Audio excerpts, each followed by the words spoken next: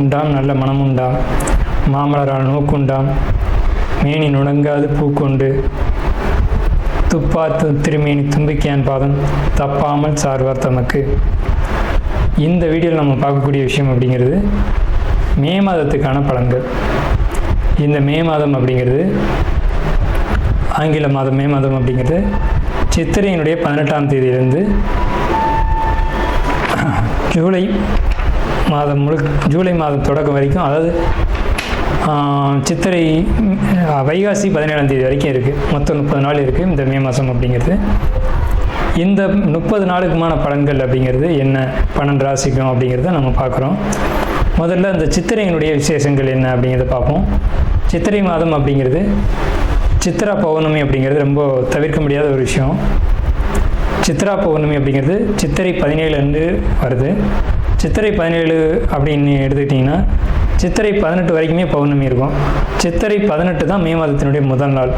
அப்போ இந்த மே மாதம் தொடங்கிறது சித்ரா பௌர்ணமியில் தான் தொடங்குது. ஸோ இந்த மே மாதம் மிகுந்த சிறப்பு வாய்ந்த மாதம் அப்படிங்கிறத நம்ம தெரிஞ்சுக்கணும்.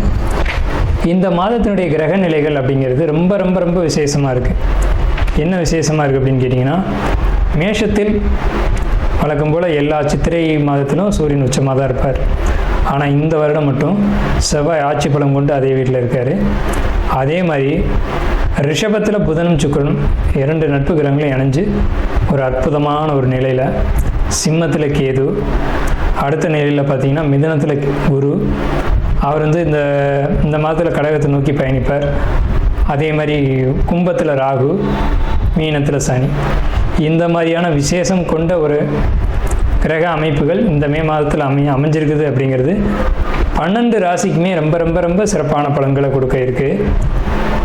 என்ன அப்படின்னு கேட்டிங்கன்னா, 2 சுப கிரகங்கள் அதாவது ஒரு சுப ராசியில், ரிஷபம் அப்படின்றது விசேஷமான ராசி, அங்கே புதனும் சுக்கிரனும் இணைஞ்ச மாதிரி ஒரு மாதம் பிறக்குது அப்படின்னாலே அது விசேஷம்தான்.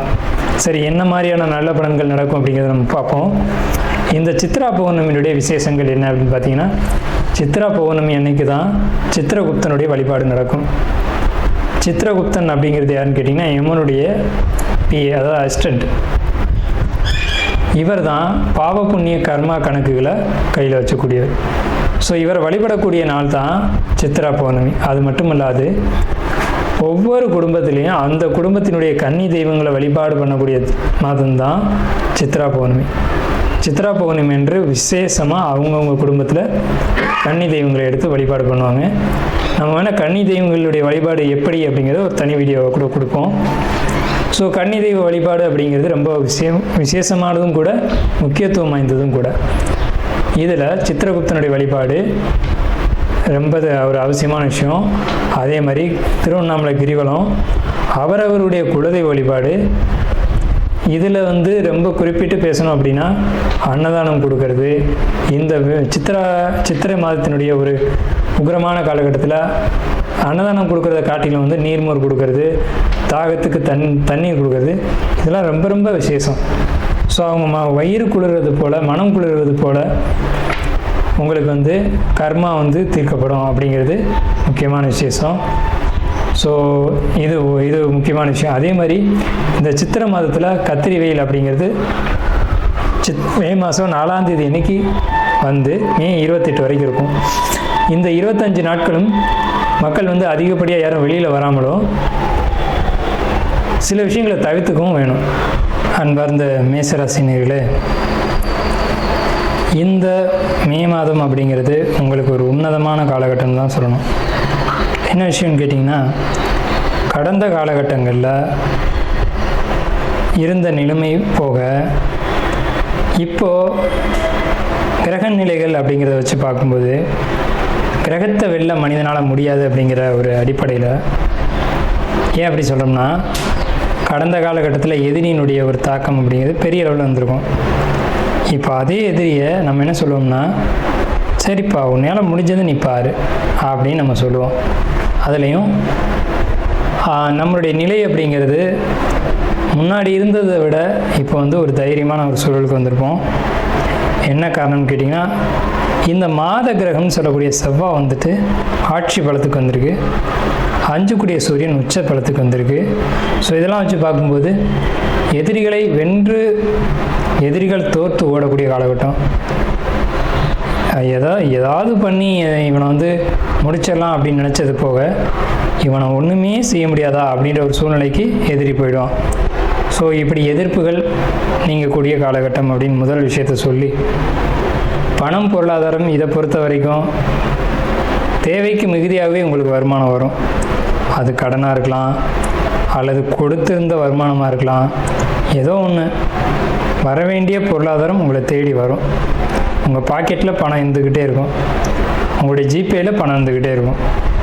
அதை நீங்கள் செலவு பண்ணுறீங்க, இல்லை பத்திரமா வச்சுருக்கீங்க, இல்லை அது கடனுடைய பணம், அதை கடன் அடைக்கணும் அப்படின்னு நீங்கள் நினைக்கிறீங்க. இதெல்லாம் உங்களுடைய விருப்பம், இதெல்லாம் உங்களுடைய பாடு. ஆனால் உங்கள் கையில் பணம் இருக்கும். அது யார் பணமோ அது நமக்கு தெரியாது. சரிங்களா? அடுத்த நிலையில் பார்க்கும்போது முயற்சிகள் எல்லாம் உங்களுக்கு வெற்றி அடையுமா அப்படின்னு கேட்டிங்கன்னா, எதை தொட்டாலும் வெற்றி அடையும். எந்த விஷயத்தை முயற்சி பண்ண இவ்வளோ நாள் நீங்கள் முயற்சி பண்ணிக்கிட்டே இருந்திருப்பீங்க, சலிச்சே போயிருந்தீங்க. என்னடா வாழ்க்கை இது, எவ்வளோ முயற்சி பண்ணுறோம், வாழ்க்கையில் வெற்றி அடையவே முடியல அப்படின்னு நினச்சது போக வெற்றி அடைஞ்சு முன்னேற்றங்களை நீங்கள் பார்க்கக்கூடிய காலகட்டம். பொருளாதார முன்னேற்றம், முயற்சிகளுடைய வெற்றி, தொழில் முயற்சிகளில் வெற்றி. என்னென்னு கேட்டிங்கன்னா, தொழில் தான் ஒரு மனிதனுடைய அடையாளம். இந்த மே மாதத்தில் மட்டும் எந்த தொழில் முயற்சிகள் நீங்கள் எடுத்தாலும் அது வெற்றி அடையும். வெளியூர் பயணங்கள் கொஞ்சம் குறைச்சிக்கணும், வெளிநாடு பயணங்கள் அறவே வேண்டாம். அதே மாதிரி உங்களுக்கு கடன் வாங்கக்கூடிய சூழ்நிலைகள் அதிகமாக ஏற்படும், கடன் வாங்கிக்கோங்க. கடன் வாங்குறதுனால பாதிப்பு இல்லை. கோயில் பயணங்கள் உங்களுக்கு அதிகமாக அமையும். நீங்கள் அமைதியாக தான் இருப்பீங்க. வேறு யாராவது சம்மந்தம் இல்லாமல் கோயிலுக்கு போகலாம் வாங்க அப்படின்னு கூப்பிடுவாங்க, போக வேண்டிய சூழ்நிலைகள் இருக்கும், போயிட்டு வாங்க, அது நல்லது கொடுக்கும். நிச்சயமாக நீங்கள் எந்த அளவுக்கு கோயிலுக்கு போகிறீங்களோ அந்தளவுக்கு உங்களுக்கு முன்னேற்றங்களை நிச்சயமான வகையில் கொடுக்கும். தொழில் முயற்சிகள் வெற்றி அப்படிங்கிறதுல மாற்றமே இல்லை. அதேமாதிரி லாபங்கள் பிரம்மாண்டமாக இருக்கும், பெரிய அளவில் கிடைக்கும். வருமானங்கள் இருந்தாலும் அதில் சேமிப்புகளும் அதிகரிக்கும். வருமானம் வரலாம், ஆனால் அது சேமிப்பு ஆகுதா அப்படின்றது தான் ஒரு விஷயம். உங்களுக்கு வரக்கூடிய வருமானத்து அளவுக்கு சேமிப்புகளும் இருக்கும். அயன சுயன சயன போகத்தை பொறுத்த வரைக்கும் உங்களுக்கு மிகுதியாக இருக்குது. இவ்வளவு காலமாக தூக்கம் வராமல் போராடிட்டு இருந்தவங்க கூட படுத்தன் தூங்கின நிம்மதியான உறக்கம் அப்படின்னு சொல்லக்கூடிய ஒரு சூழல்கள் இருக்கும். சரிங்க சார், இப்போ எங்கே வந்து இவ்வளோ தூரம் பாசிட்டிவாகவே சொல்லிட்டு இருக்கீங்க அப்படின்னு கேட்டாலும் கூட நெகட்டிவான சில விஷயங்கள் இருக்குது, அதையும் சொல்லிடுவோம். உணவு அப்படிங்கிறதுல ரொம்ப நெகட்டிவாக இருக்குது உங்களுக்கு. அதே மாதிரி சிந்தனை அப்படிங்கிறது நெகட்டிவாக இருக்குது. என்ன அப்படின்னு கேட்டிங்கன்னா, வயிறு சார்ந்த உபாதைகள் பெரிய அளவில் உங்களுக்கு தலை தூக்கும். அதே மாதிரி சிந்தனைகள் தடுமாறி, அதாவது கணவன் மனைவி உறவுகளுக்குள்ள பிரச்சனைகளை ஏற்படுத்தும், குடும்பத்தில் பிரச்சனைகள் ஏற்படுத்தும், தந்தை மகன் உறவுகளுக்குள்ளேயும் கசப்புகளை ஏற்படுத்தும், சண்டை சச்சரவுகளை கொடுக்கும். அது வாக்குவாதங்கள் தான், வேற ஒன்றும் பெரிய பாதிப்புகள் இல்லை. இந்த வாக்குவாதங்கள்னால நீங்கள் பணி செய்யக்கூடிய இடத்துல பணிகளை தவறுதலாகவோ மாற்றியோ செஞ்சுட்டு அதன் மூலயமா ஒரு வேலையை வந்துட்டு 2 டைம் செய்கிறது, அல்லது செஞ்ச வேலையினால் வருமான இழப்புகளை ஏற்படுத்திக்கிறது, இந்த மாதிரியான ஒரு விஷயங்களை ஏற்படுத்திக்கிறதுக்கான அமைப்புகள் இருக்குது. மனக்குழப்பங்கள் மிகுதியாக இருக்கும், கவலைகள் அதிகமாக இருக்கும். இந்த மனக்குழப்பங்களும் கவலைகளும் தேவையற்ற ஒரு விஷயம். அதை நீங்கள் நல்லா புரிஞ்சுக்கணும். எப்போவுமே மைண்டை ஃப்ரெஷ்ஷாக வச்சுக்கோங்க. ஒரு விஷயத்தை செய்கிறோன்னா தெளிவாக செய்யுங்க, அவ்வளோதான், வேற ஒன்றுமே இல்லை. ஒரு தடவைக்கு 2 தடவை முயற்சி பண்ணி அதை கரெக்டாக செய்யுங்க. நம்ம செய்கிற வேலை கரெக்டாக இப்படி தான் செய்யணுமா, இல்லை இதில் ஏதும் தப்பு பண்ணுறோமா, அதாவது ஒரு கால்குலேஷனே போடுறோம், தொடர்ந்து ஒரு கால்குலேஷன் போடுறோம்னா கையில் போடுறோம் அப்படின்னா கூட்டினதை மறுபடியும் ஒரு மறு கூட்டல் போட்டுக்குங்க, அவ்வளோதானே. இந்த மாதிரி ஒரு சின்ன சின்ன தவறுகள் தான் நடக்குமே தவிர மற்றபடி மே மாதம் அப்படிங்கிறது இந்த மேச ராசிக்காரங்களுக்கு உடல் ஆரோக்கியத்துக்கும் சரி, பணம் பொருளாதாரத்துக்கும் சரி, தொழிலுக்கும் சரி, வேலைக்கும் சரி மிகச்சிறந்த உன்னதமான மாதங்கள் அப்படிங்கிறதுல எல்லளவும் மாற்றம் இல்லை. இதில் கவனமாக இருக்க வேண்டிய விஷயங்கள் 2 விஷயந்தான், அதை நான் சொல்லிட்டேன். மாணவர்களை பொறுத்த வரைக்கும் படிப்பு கல்வி அப்படிங்கிறது ரொம்ப கவனமாக இருக்கணும்.